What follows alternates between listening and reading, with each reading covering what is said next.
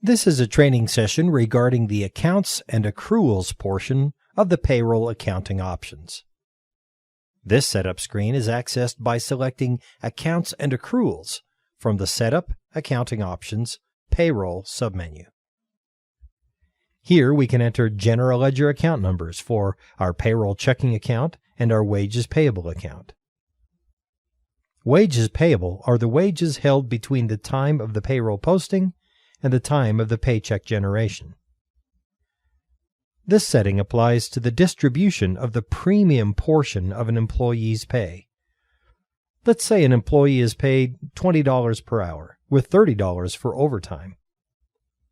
If the employee works one overtime hour and the timesheet line item is charged to a specific general ledger account, do you want all $30 to be charged to that account? Or do you want $20 charged to that account and the additional or premium portion of the pay, in this case the extra $10, to be charged to a different account?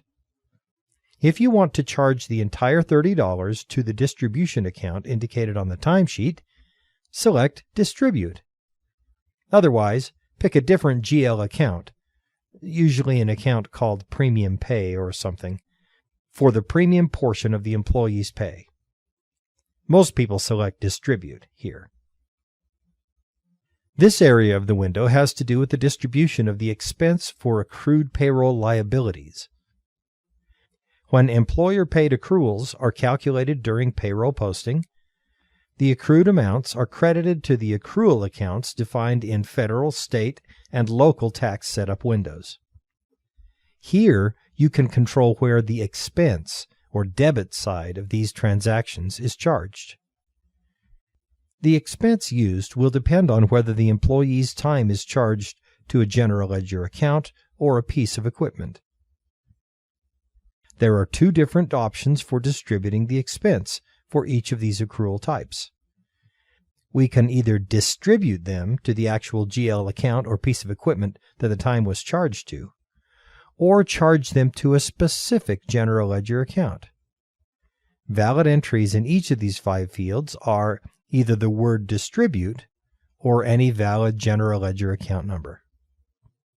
The next fields are for tracking of vacation, sick pay, and pension pay. When a person hands in a time card that indicates he has taken 8 hours of vacation, the general ledger account to which that vacation is charged should match the vacation pay account indicated on this screen.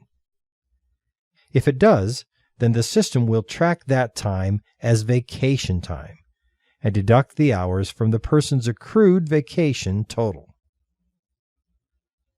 This ends this training session on setting up accounts and accruals.